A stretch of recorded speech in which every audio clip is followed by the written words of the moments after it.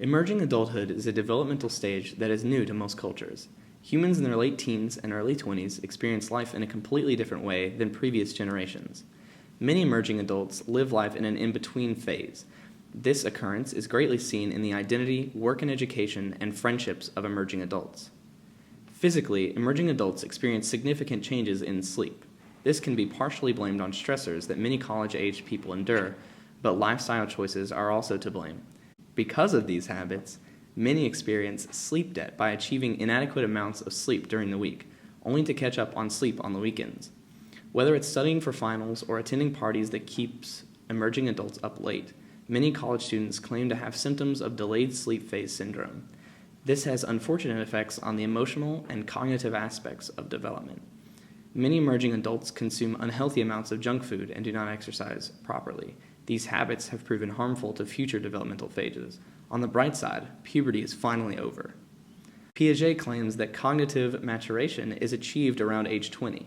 Pragmatism, a way of post-formal thinking that is practical to everyday life, is a key aspect of cognitive development in this stage.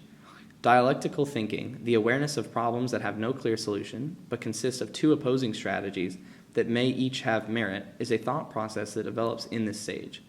This is prevalent in politics, social issues, and other controversial ideas in which emerging adults become more aware and active. Many emerging adults encounter a vast amount of change in their lives. Most will move away from home, and this gives way for a shift in identity. Erickson claims that emerging adults will find identity or identity confusion. In search of individuality, many will try to find a field of work that seems to reflect who they are. Many students will pursue a major field of study that they feel is important to their identity. Students who do not choose a major that contributes to their identity are more likely to discontinue their education or participate in jobs that are merely a means to an end rather than a career. Jobs during this stage are expected to be transitioning into adult work. Going from waiting tables to a studied, stable career is a difficult process.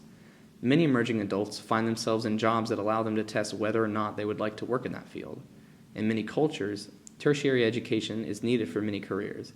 However, some jobs can still be obtained and perhaps even enjoyed with only a high school education. Because of lack of education and the need to fulfill personal identity through working, unemployment is highest in emerging adulthood. It is adherently important that work is satisfying to an individual. Emerging adults pursue a high level of intimacy and often seek a soulmate. This is considered an in-between stage.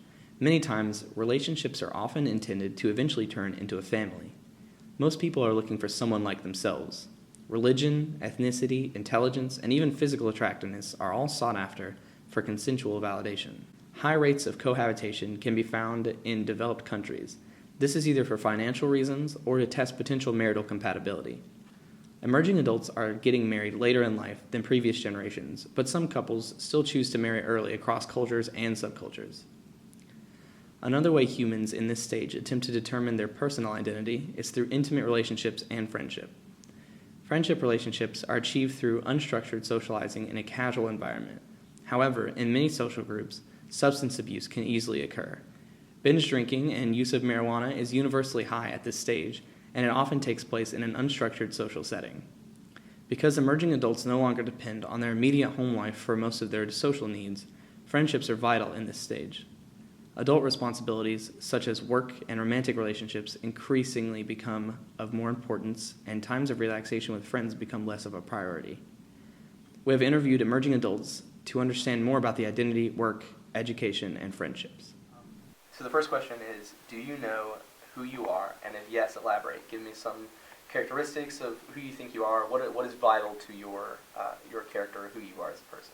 Yeah, I think I would say I know who I am. A strong, confident woman. First and foremost, I would kind of identify myself as like a musician. I feel like the answer is yes, because I feel like I know I'm a good person and I know what my values are. I know what my goals are as far as what I want to obtain from life and how I want to impact the people around me. I'm still discovering things because I'm young and I haven't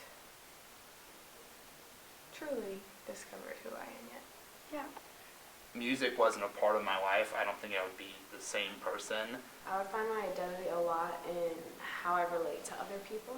I think my family defines a lot of who I am. Alyssa, do you feel like an adult?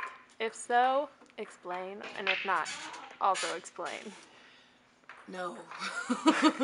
No, I don't. I'm still kind of dependent on my own parents, so I'm not completely independent. I don't pay for most of my stuff. Um, if you're going developmentally, then yeah, I'm an adult. I mean, like, come on. I'm done growing. But there's a lot of things that I think I haven't experienced yet, and there are a lot of questions that I feel like I need to answer. So yeah, I'm 22. I'm supposed to be graduating very soon, but that doesn't necessarily make me an adult with ultimate authority. Um, yeah, but I also don't think I'll ever be a grown-up.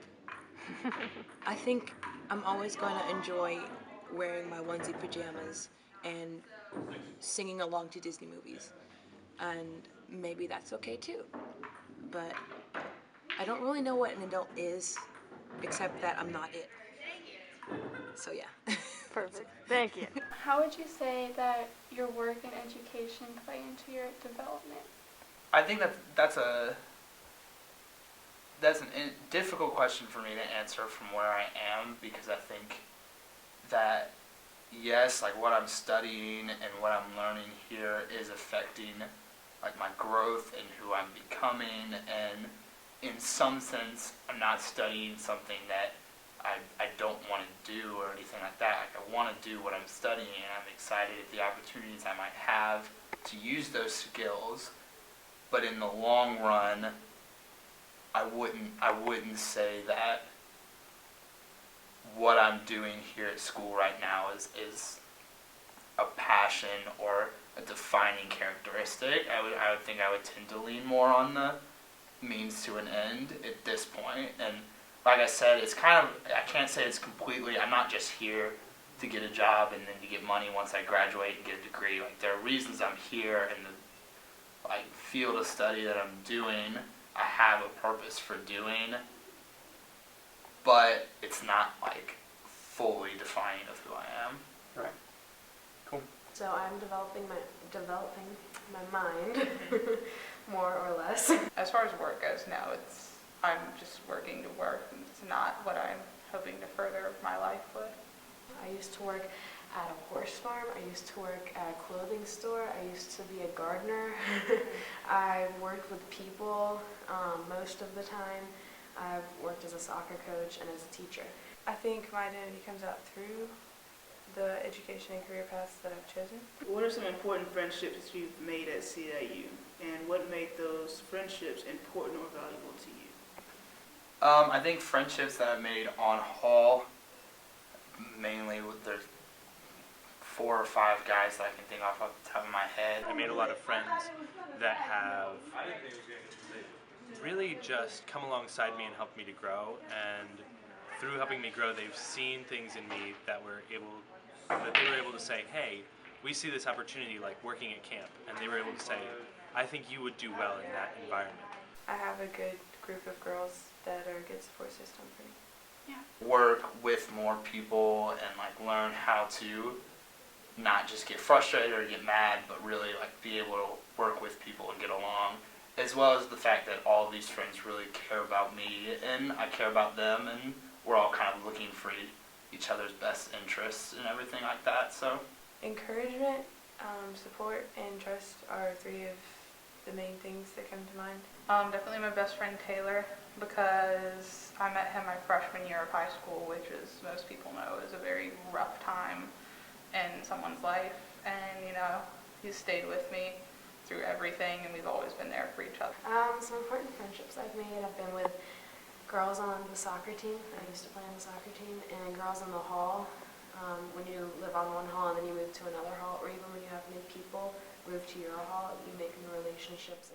The search for identity rises in emerging adults. Some refer to this as the quarter-life crisis. Still, self-confidence rises as emerging adults realize their capabilities and embrace a life filled with possibilities. Many seek fulfillment through work and education, though this can be a confusing time in both aspects. Friendships and romantic relationships are of the utmost importance for social development. Despite the questions and change that surrounds emerging adulthood, it is often considered as one of the most memorable times in life. It is a time of young love, carefree friendships, uncertainty, and dreams for the future. Thanks for watching.